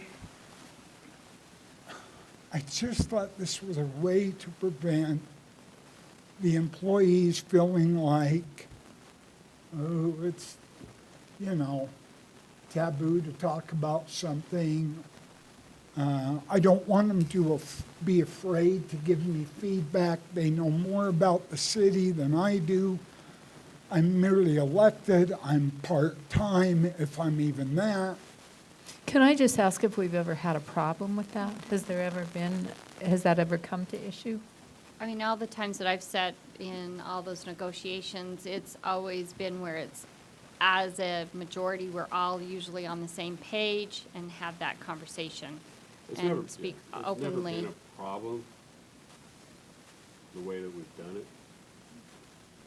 Okay, Brian said his piece on it, I'll speak my Go ahead. side of that. This is what we do, it's just a good conversation. Whenever you want to try to have something majority, it can turn into a bad thing. We've dismissed probably half a dozen in my career here, but it was always with cost. It was never because I dislike you, I hate your color of hair. There's always cost behind that. So we always have purpose with that. How it works is, okay, Matt could give it a recommendation to do it, it needs council approval. All ordinances, resolutions are done by council approval. That's a majority vote. That's right. That's 3 out of the 5 of us. The mayor doesn't get a vote, only in the exception of dismissing the city manager. And that's standard throughout the state, so it's always been that way. Here's one fault with what you're saying. Say you got 6 people to agree. All of a sudden, just hypothetical, Matt, just throwing you out there. Matt does something wrong against the law, we go in there, we don't agree. By law, it's still only 3 of us can say, you know what, we're gonna change that ordinance, because that's all that's required. That's right. And we're still gonna turn around and fire them. So it kind of makes no sense at all to do that anyway, because it would still be a majority of the 3 that is making the decision to change anything. And we're only talking about department heads, they're the only ones that are at will. They get paid a good wage.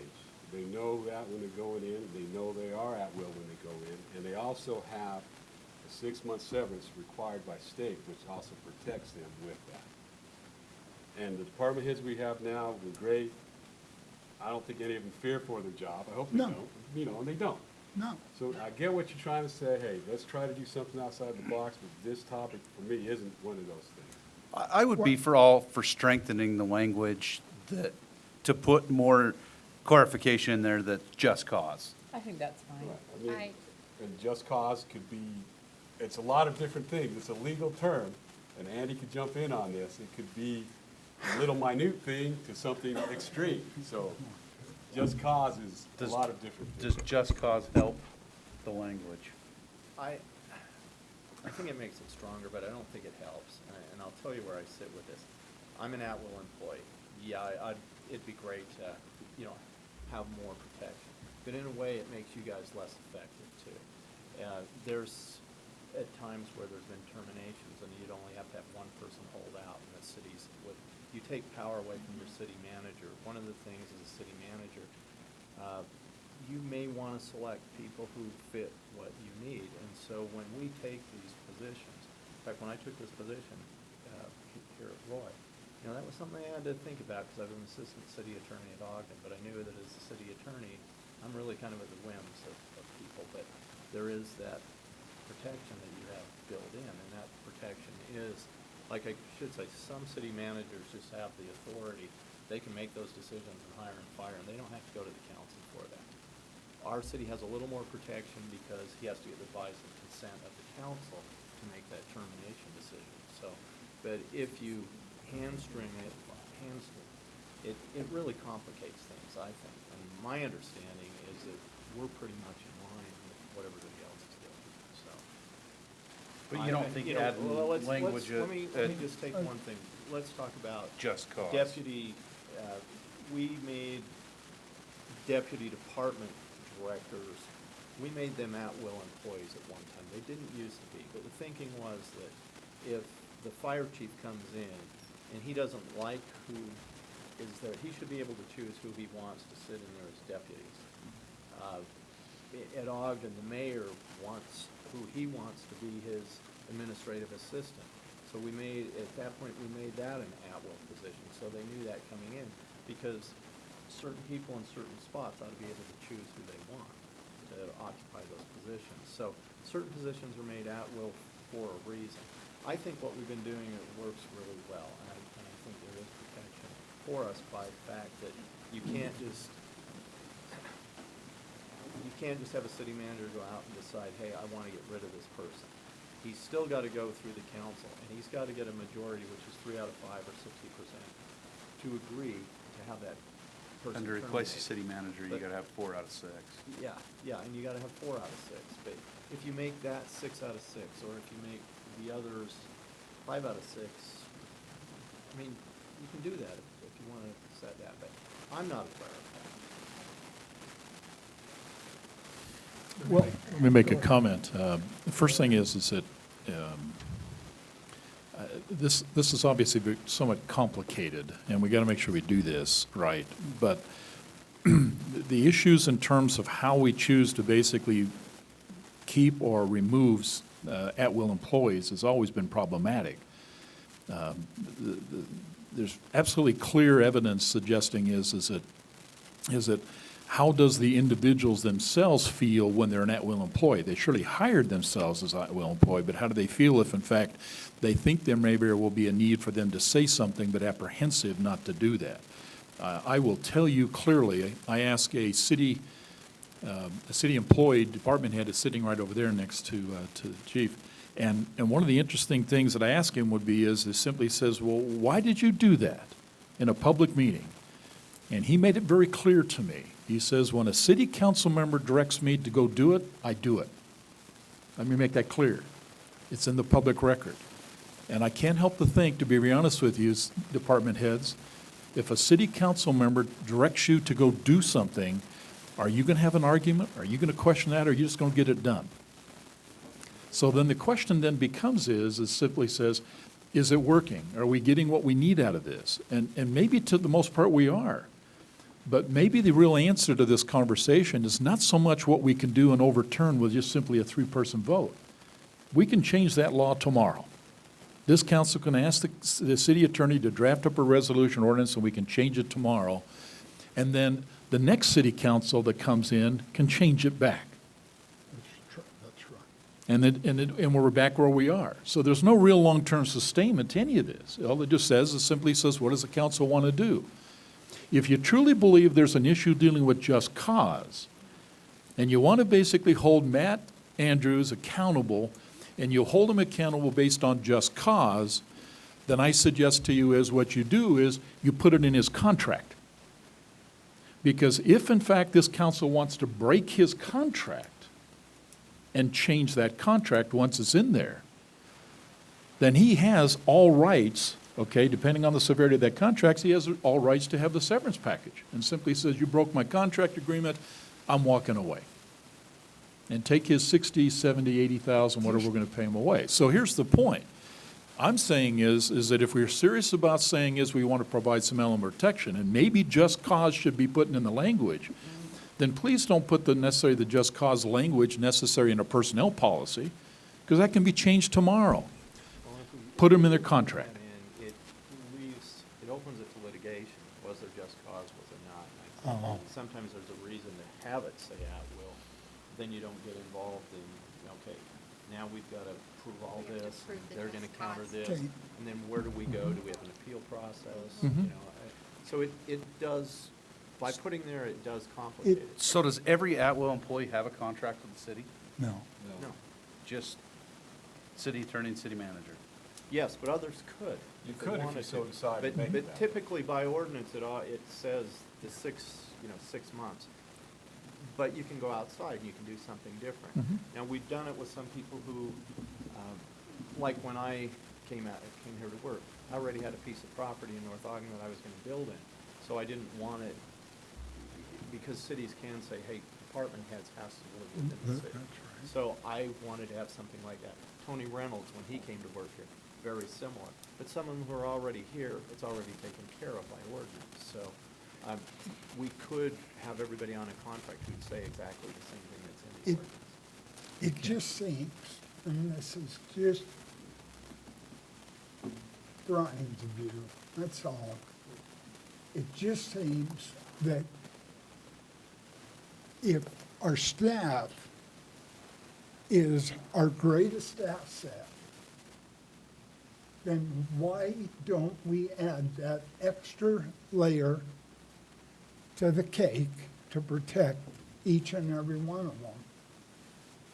And granted, I understand the complexities and, well, I understand some of them. I don't understand all of them, I'll admit that. But this I know, that a happy employee is a productive employee. And somebody that can share with you, hey, I don't think we're doing that right, Councilman. I want to hear that as a councilman from them, because I'm not the professional. And so if this gives them any extra leverage to be able to speak to me frankly, then I'm all for this. And if that messes up our ordinances or our books, or we got to make changes to them, then let's make changes to them and that's what I think. The example you brought up, Mayor, of the council directing department heads, isn't that already resolved in policy, that we aren't allowed to direct department heads? That all of our direction has to go through Matt? That's what we put in policy. It is in policy. The question is, does that happen? And the answer to that question is, I'm not sure. I mean, we only get the ones after the fact when the council's made aware of those. But let's assume for a second is that it is in there and we adhere to that policy. Then I feel comfortable with that. I think that's a good way to do that. But I think what Brian is bringing to the table suggests is that, okay, we won't do that. But does Travis or Jeff or any of the department head feel comfortable enough to come up to any one of us in this room and simply say to us, says, Bob, you got it wrong. And here's the reason why you got it wrong. And you need to change this. And if the answer to that question, what Brian's saying is that there is a reluctance to do that, then the point is then how do I make it comfortable for Jeff and Brian and Matt to come up and says, Bob, you're wrong, so that they feel comfortable that I will not retaliate against them? You know, like you guys are talking about these things that might or might not happen. You know what? Every one of these department heads are there for that reason, and they are, it's a bad term, but man enough to say and ask what you just said, Bob. I have no doubt in every single one of them. Yeah. If they tell me I'm wrong all the time. I got no qualms about that. If I have a question, they say, Dave, no, that's not right. And that's the way it should be. Well, I And agree. That's the way it is. I agree, but That's why I'm like, I don't know where this is coming from, because we don't have an issue. It's not broken. It's nothing we need to fix. It works well, it works good. Well, And no offense to Mr. Crane, but I'm gonna take my advice over my city attorney any day of the week. I understand that, but I didn't want to put him and I in get that that. very position. And the way we work it now, it's protection for us, because that other way, if we don't have that, we could be taken advantage of by a department head, which is not right for the citizens of this city. So, No, I yeah, agree what we there have- too. It's a great discussion, I'm glad we have it, but I I'm am at the too. point that what we have is good. It's not broken and it works. okay, but here's the part of this conversation, and I'm going to shut up. I've been in those closed-door meetings when a decision was made about terminating employees. And I'm telling you, it was not unanimous. Now, the law says I can't talk about those, and I won't. But it is never easy. It is oftentimes difficult. It is oftentimes emotional, and I've never in my life seen such a brutal outcome as what has to happen and does happen in a closed-door city council meeting when you're deciding the fate of people. It is ugly, the ugliest you can even imagine. But it has to be done sometimes, and we step up to the plate and we take it on and we do what we have to do, as difficult as it has to be, and it oftentimes is. If the point of this conversation is that we need to simply say to the department heads and the city manager that we're willing to provide some level of additional protection so that we feel like you find protection here, that I'm saying to you is, maybe it's not such a bad idea. But I will tell you this. The answer to this question really comes down to is there should not be a threat in this room about whether or not tomorrow you're going to have a job or not. If you do, then we got a problem. And that's the concern I think Brian's put on the table. You should not worry about coming to work whether or not you're going to be employed tomorrow or not. You should do your job right, and if you got an issue, bring it up and let's take it on. But if you walk into this room or this building and you feel like you can't speak and tell it the way it really needs to be for the benefit of the city, then we have an internal problem. I think Brian's just simply saying, he's saying, I think there's a solution. I want to take all of the concerns out of this dialogue that you don't have to worry about losing your job because you disagree with me. And if that helps, then I say to you is, then why not? If it's just burdensome, it's creating more problems than it's worth, then I say to you is, then maybe we just need to come a different dialogue. But I will tell you the most shocking conversation I had with the department head was this. And Matt, you're not going to like this, but it's absolutely true. I asked a department head one time, why are you not running and want to be the particular city manager? And to my face, that department head looked me right in my face and simply said this. The reason why I do not want to be the city manager is because I do not trust the city council. What is wrong with that statement? We are not the enemy. But the perception is that we aren't maybe doing what we could be doing to make that more comfortable. I don't know how to answer that, and I just walked away frustrated. You cannot not trust us. You should be able to step up, say what you think, and help us to make the city better. And if we're wrong, you tell us we're wrong, and not fear for your job. That's really the issue. I'm done.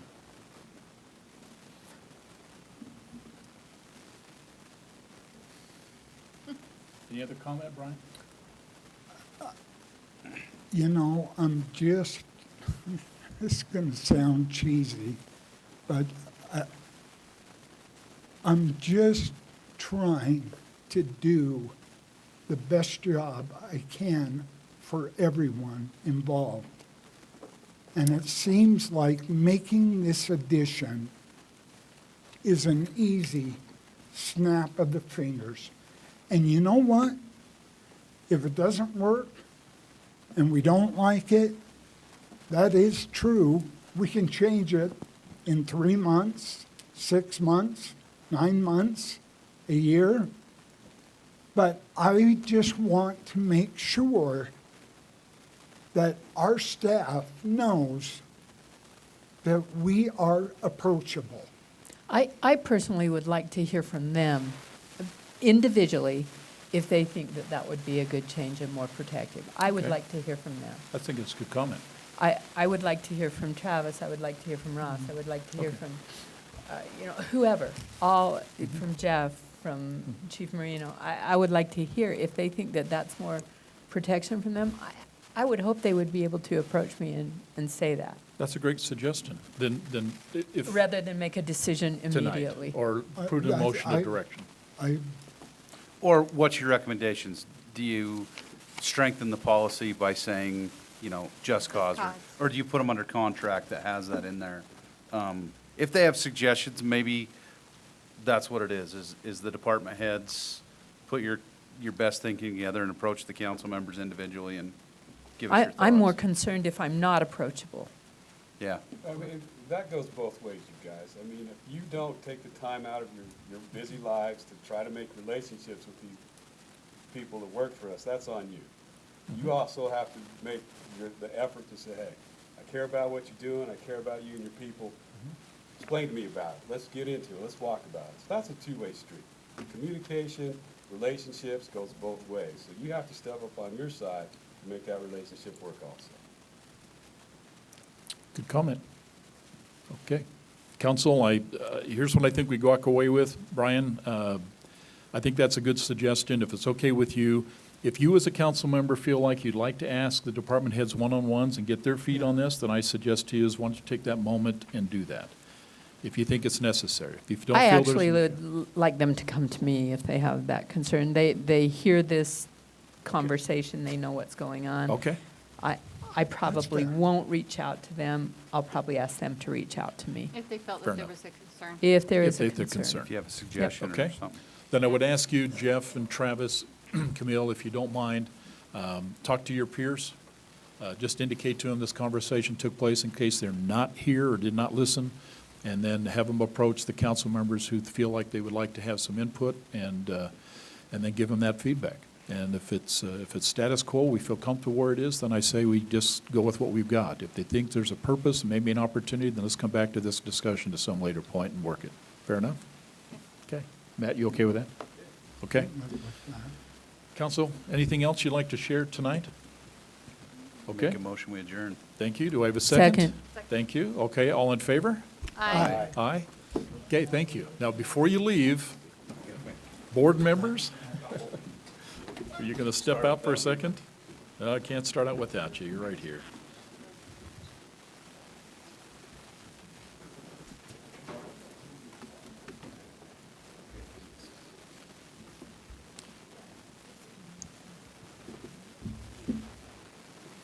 Come on.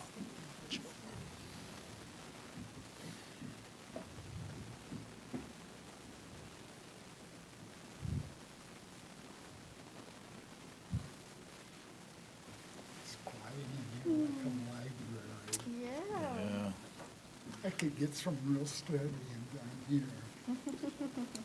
Did you get a booth?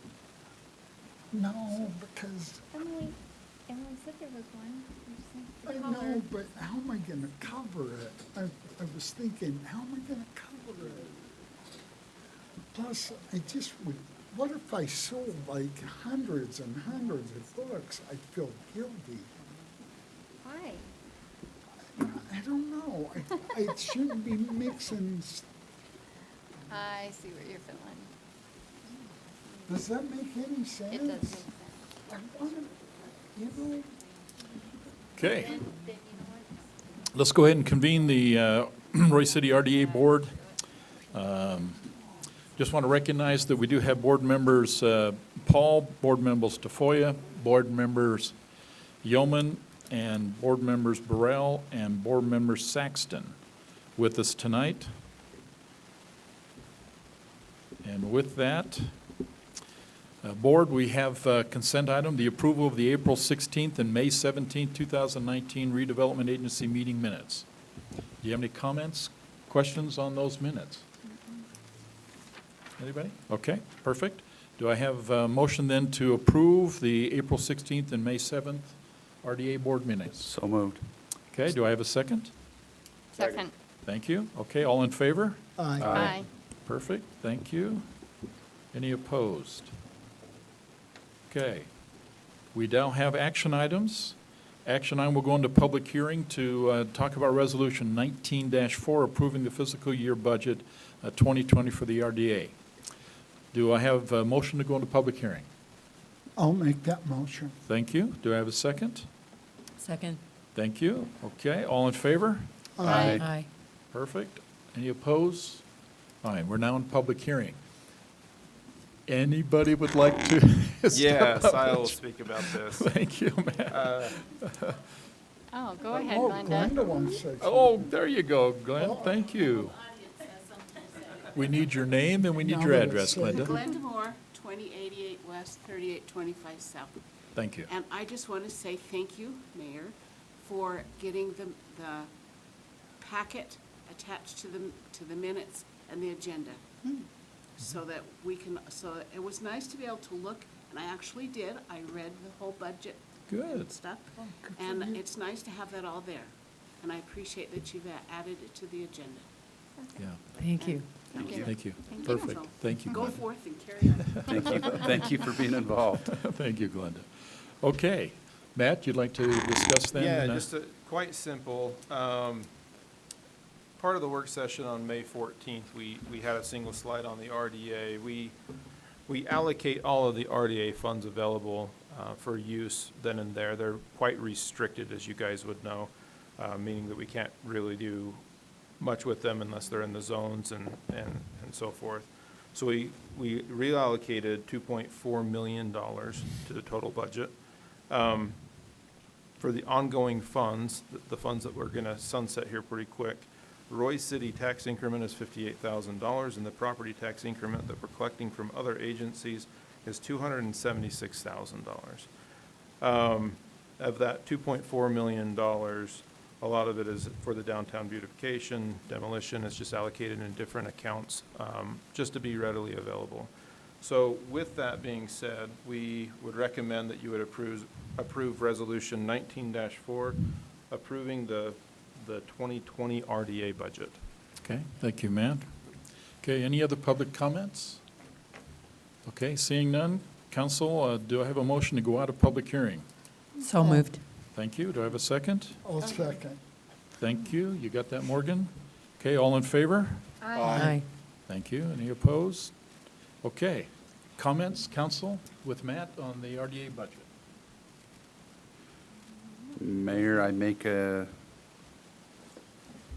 Do I have a motion? yeah, To approve? I make a motion to approve Resolution 19-4 fiscal year 2020 RDA budget. Okay. Seconded. I heard a second. Okay, this is a roll call vote. Board Member Tafoya, Aye.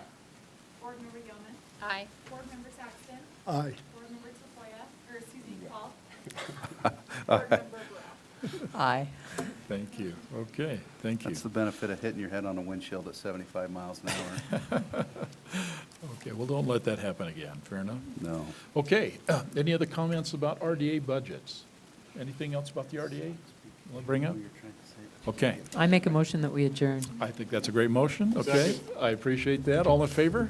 Aye, thank you. Glenda, thank you for joining us. Okay, usually the RDAs are a little boring. We appreciate your input. Thank you. Sad thing